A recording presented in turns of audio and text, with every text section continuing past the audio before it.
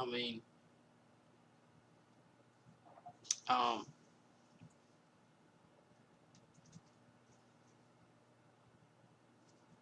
I guess I'm gonna read these last two parts, and then that's gonna be it for me. So when you start to understand the woman's body, how a baby develops, and everything that happens, we understand that you would not be here if it was not for your mother. Period. This is one of the reason. This is one of the reason the ancient Egyptians worshipped the black woman as God, because they knew without her you could not come into this world, nor could you survive. Wasn't no Similac back then. Without our mothers, teat, boobs, breasts, you could not survive. You could not nourish yourself or sustain yourself without your mother. They say Yahweh is a sustainer, but what you gonna sustain? With what? You don't have breasts. You can't sustain anything. If the woman don't put that breast in your mouth, you'll die. And that's which one of them deities is gonna actually provide you with anything? It's gonna be the Yeah, woman. if they're men, yeah. Well, yeah, you know, your mother is the reason why you are here.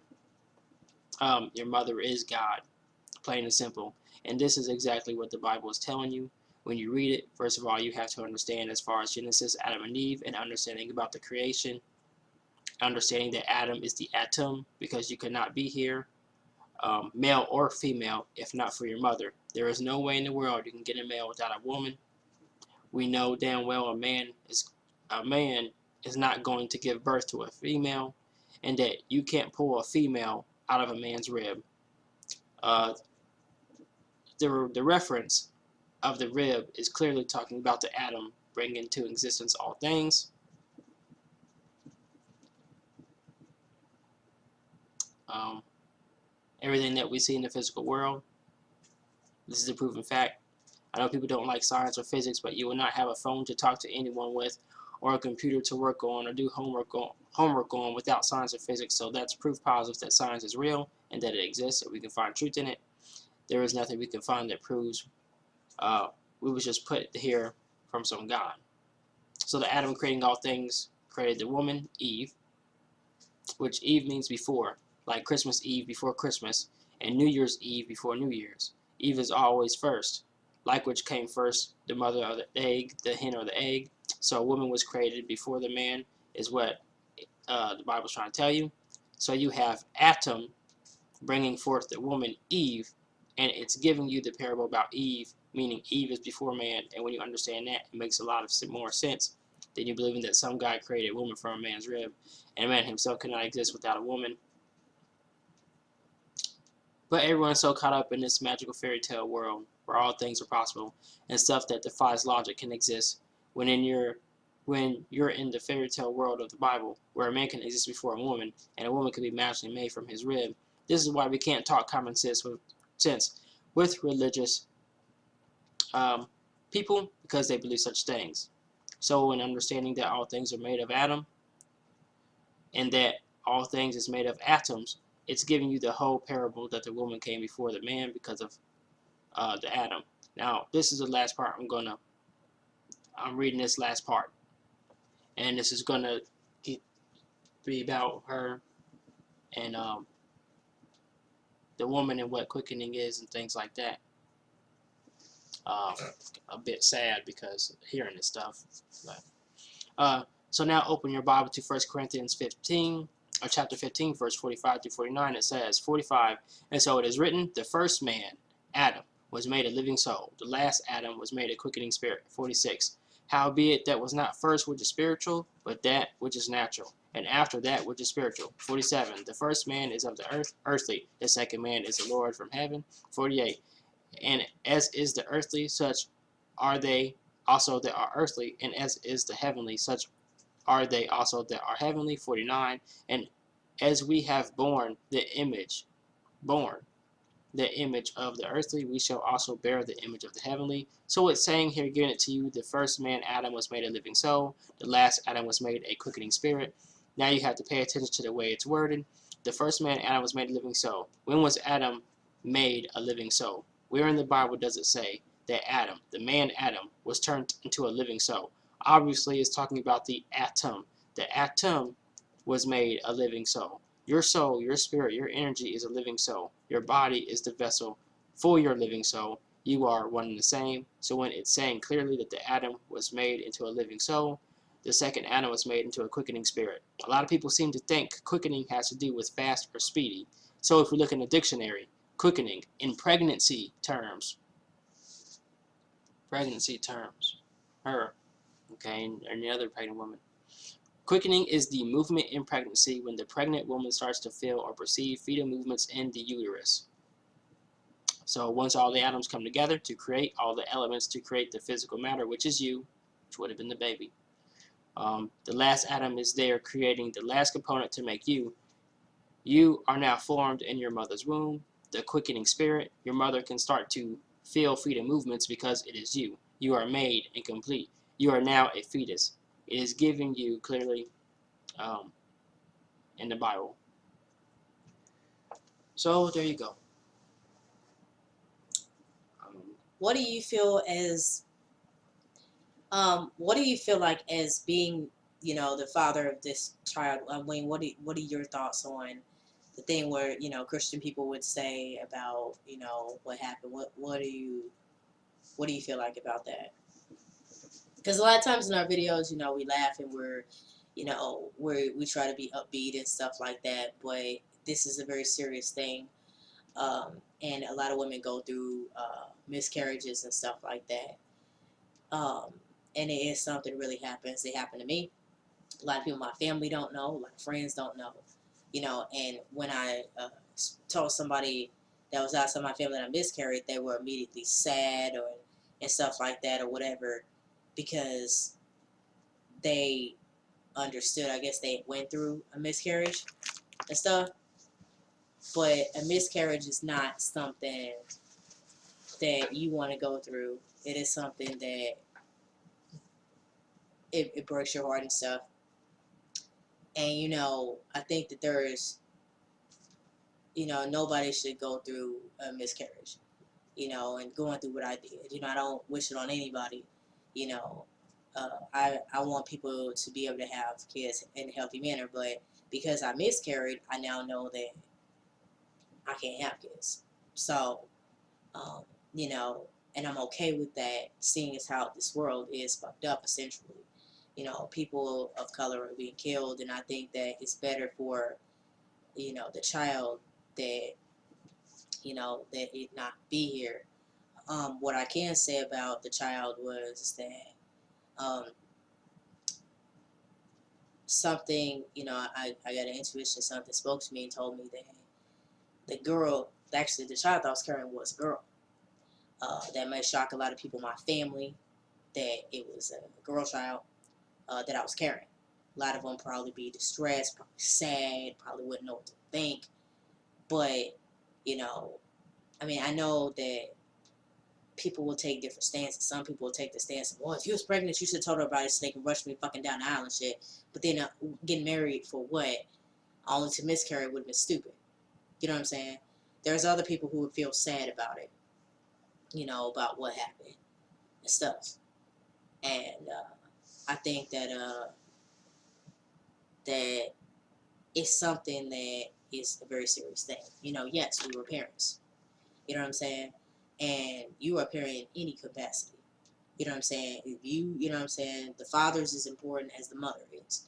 You know what I'm saying? Both parents are important to be in the life of the child. And what I went through shouldn't happen. And this happened at a Christian hospital, a Christian place where they had a Jesus on the fucking cross on the wall. And you telling me that... The hell is that man, after treating you like that. And it's not like you didn't notify them.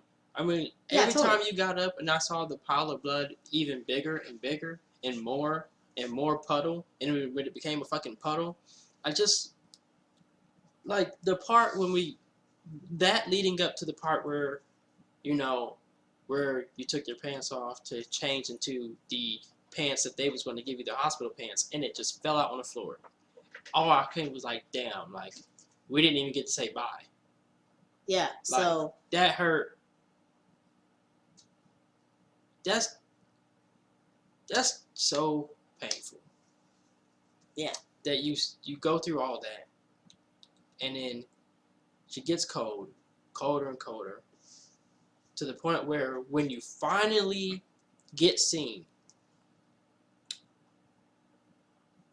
You finally get in there, and within the first 2 minutes where you are getting ready to dress into the hospital clothes, you take your pants off, and it just fucking falls out on the floor and just kind of just rolls.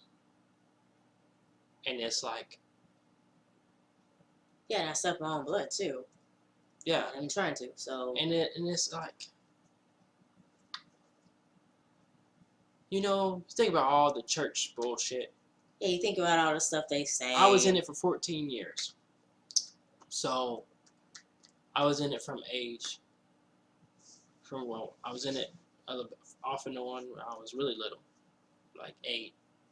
And then I was consistently going from age 12 to age 27. And I had to go by these standards to live my life by these standards. Yeah. And I took it seriously, tried to.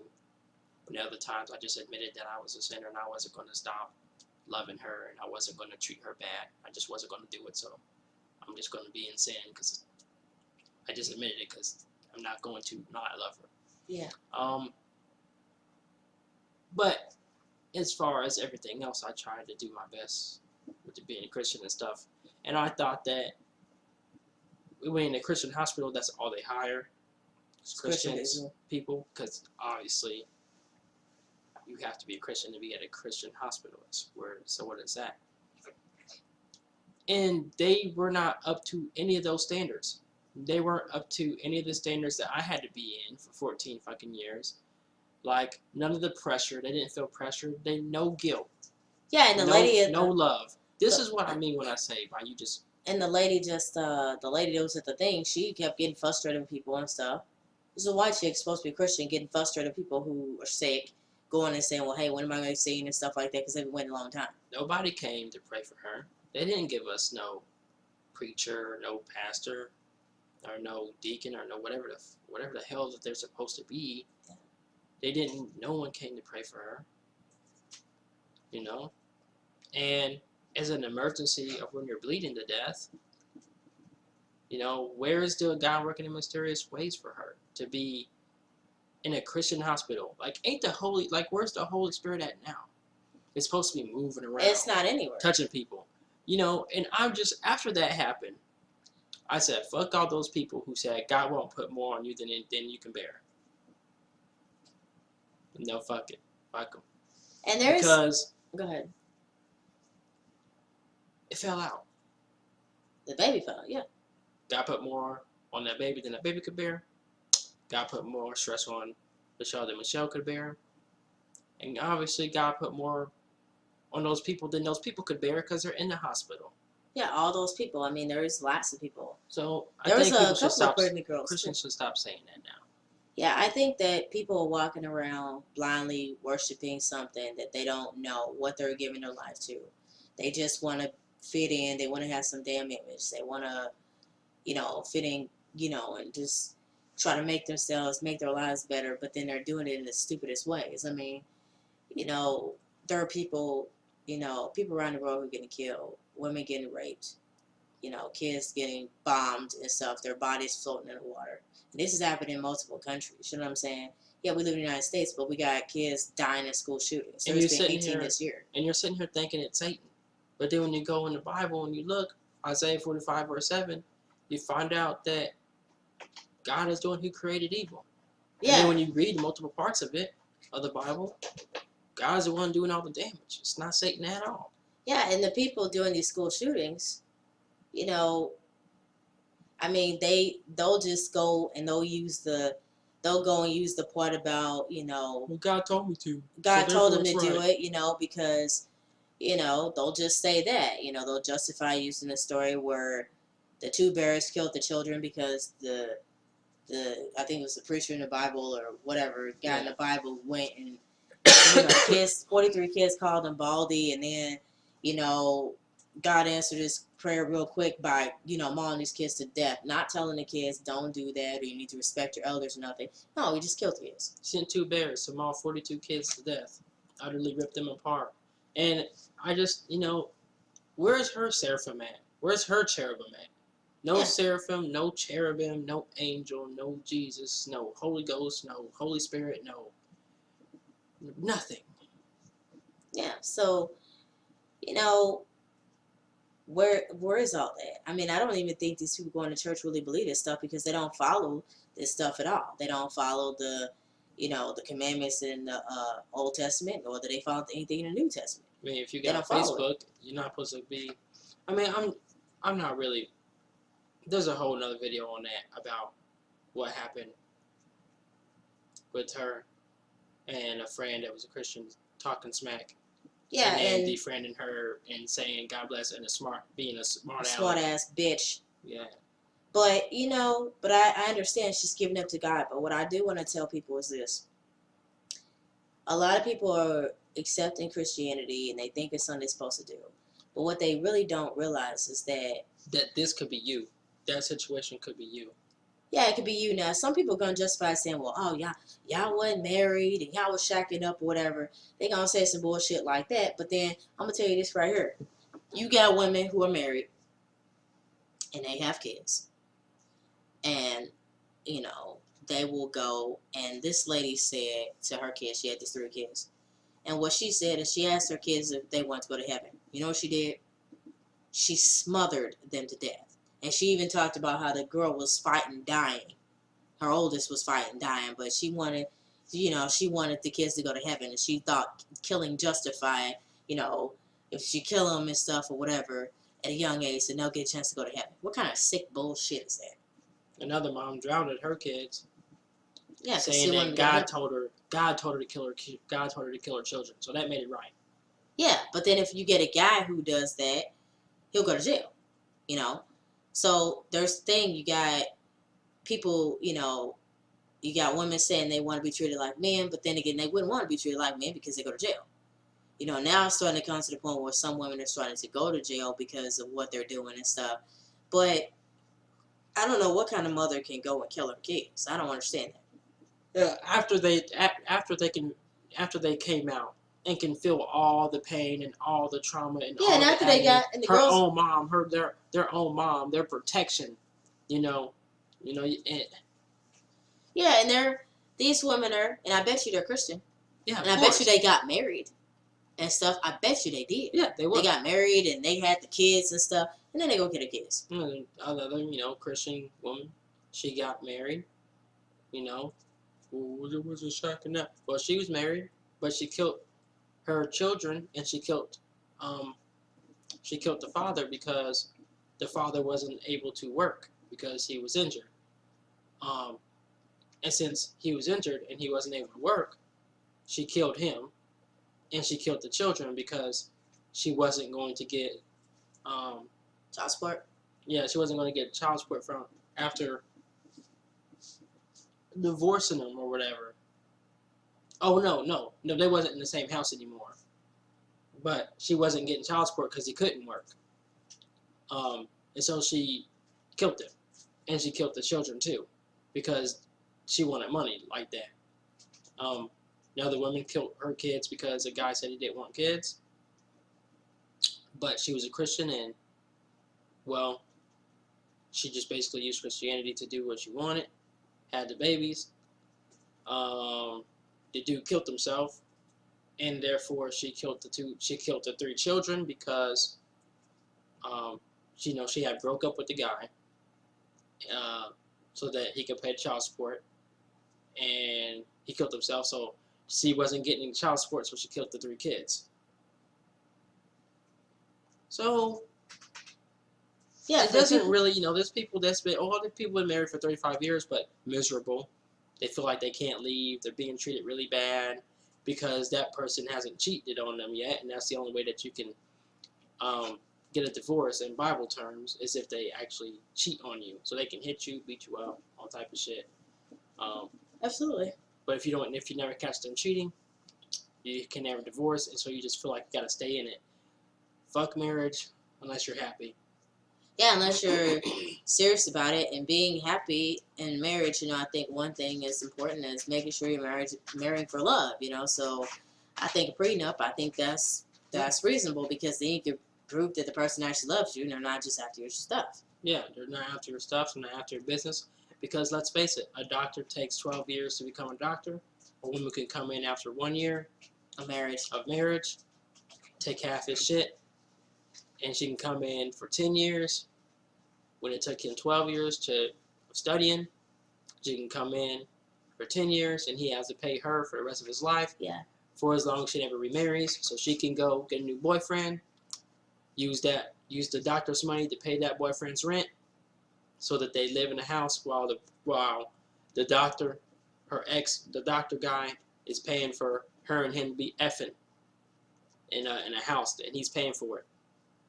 You know, it's really fucked up. So get a prenup. Yeah.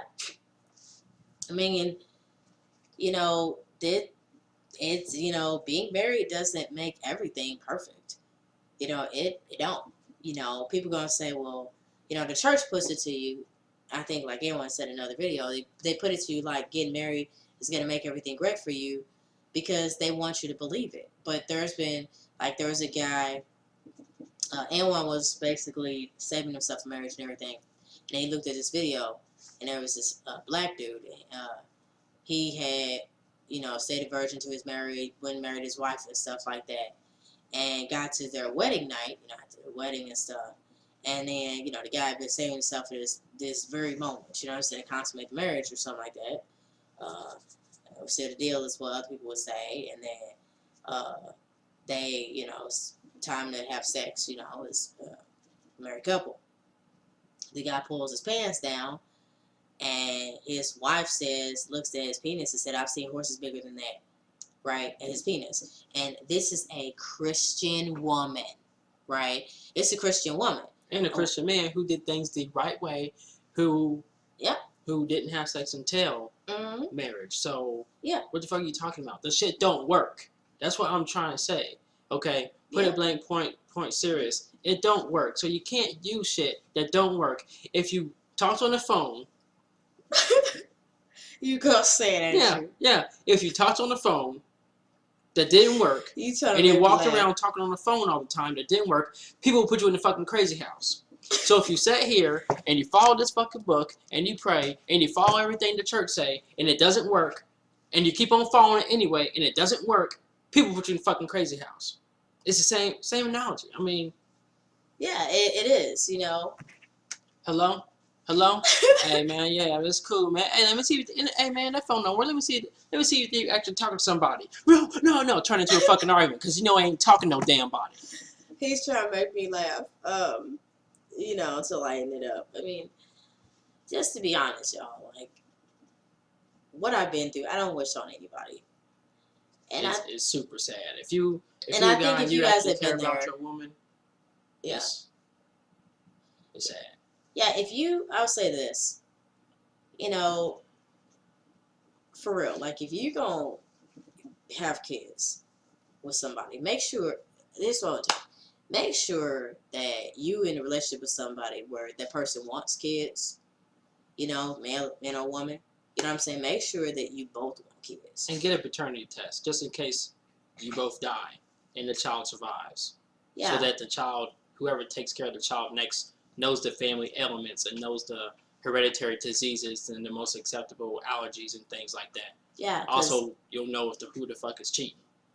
Yeah, and I think, like, you know, I think it's very popular for girls to get pregnant and stuff, and you know, had a whole experience and stuff to make it look all glamorous. I mean, my experience of being pregnant wasn't glamorous. It wasn't anything like that. I didn't go take a bunch of damn selfies and all this shit. I didn't do that because my experience wasn't good. Pregnant belly pictures and all that shit. You know, I mean, seriously, I mean, like, people just having babies, you know, guys and chicks, you know, they in relationships, they, you know, you got an acceptable terms now, like baby daddy and baby mama. You got acceptable shit like that that's out here. Because so many of these chicks is just out here being baby machines because they just trying to get child support, or they're trying to, you know, they want these baby showers, or they want these maternity shoots so bad. They're just wanting they're just copying other women. They're not individual, independent women or anything. They're not an individual. They're a copier, and they just copy other women. And so they want to get married too, so they pressure a guy in a marriage by stop being on birth control or saying that they can't get pregnant and then That's getting right. pregnant and then saying, well, we got to make it right. I'm a Christian now, so you better make it right. So they just pretend to be a Christian just to get married. Yeah, just to get married. But then again, the girl really, you got girls walk down the aisle. I was reading this article on the internet. You got girls walk down the aisle knowing that they really don't love the guy. They really don't. They just want the experience, and they'll say, well, I didn't say anything because my family members were there and I didn't want them to think nothing. It's better that you had the shit off of the past, and whether you're a guy or a girl and you get married, just say that be honest. Just say, you know what, this isn't the right time. Something I will go ahead and also say about marriage is there's people who believe that if you guys have been together 3 months, then you should get married. You know what I'm saying? That's what people think. We've been together, some people say, it's been long enough. It's long enough for us to get married. Listen, me and Anwan have been together, I believe now for, 7 or so? Yeah, we have been together for a while. You know what I'm saying? We just celebrated anniversary, which we ain't really get to say celebrate it, but we're working on it. But, you know what I'm saying? Truth be told, I mean,